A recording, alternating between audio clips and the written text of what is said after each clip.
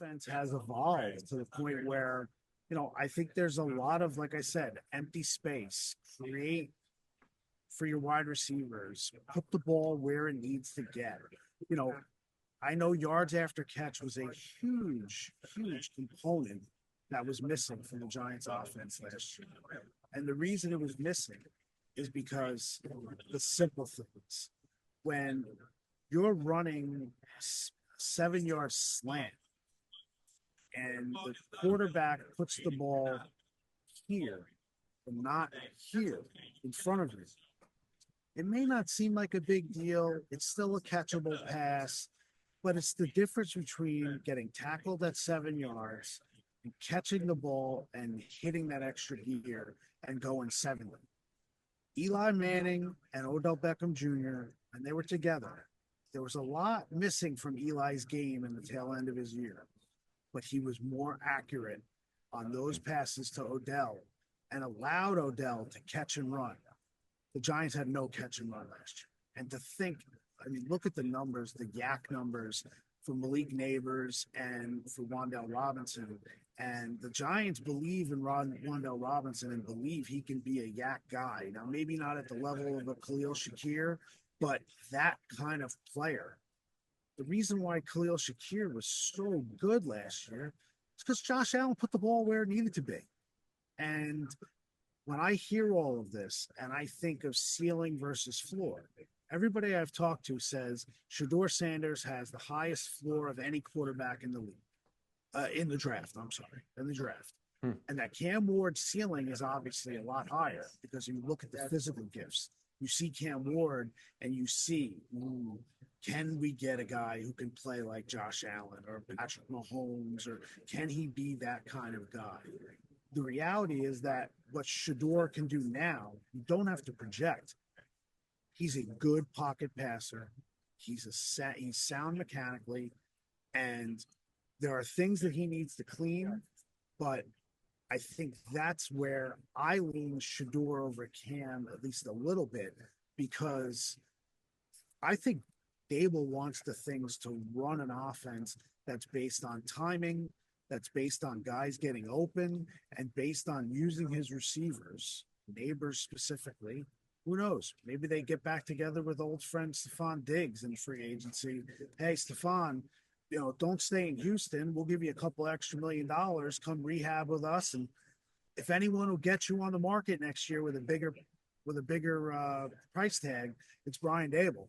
You know what you got in Dave's. So, that kind of offense, I think, is what Daboll looks at and says, and they don't have the time to wait on Cam Ward to hit that ceiling. Now, they may not have the time to have Shedeur Sanders become a winning quarterback in the NFL either. But at least I think with Shedeur, you know what he can do. And I think I made this point, Ty. I was talking to a bunch of people on my podcast yesterday that were like spreading it out all over the week. You know how that goes. But the one thing that stuck with me is that, and I think I'll give him credit too, because after I said it, Mel Kiper went on SportsCenter and made that comparison too, is that the best pocket passer in the draft is Shedeur Sanders. We do not value pocket passers in the NFL as much as we used to. And that's because we have the unicorns now. We want the unicorn. Everybody wants the Josh Allen, the Patrick Mahomes, the Lamar Jackson, and the Justin Herbert, who can throw the ball 90 miles and 90 yards. And that's the way it is.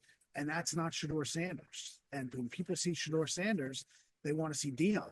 Oh, he's Deion's son. Oh, he's got to be an unbelievable athlete, right? And then you turn on the tape, and the guy's making plays from the pocket. He's not breaking outside the pocket, and he's going backwards when his offensive line is collapsing, and he's not throwing the ball away. So he's taking some stacks, and that can be coached out of him. But I think that's kind of where I stand. I do not have much confidence in any of the other quarterbacks that are on the board. I think you pull the trigger on either Shedeur or Cam, if that's who you like. You got to trust Brian Daboll, because if you didn't, then you shouldn't have brought him back as head coach. You know how big of an opportunity this is and what they need to bring in at quarterback. If you didn't trust Daboll, then Daboll shouldn't be the head coach right now. Yeah, yes, the head coach has a hell of a lot more responsibility than just picking the quarterback. But that is Brian Daboll's biggest strength.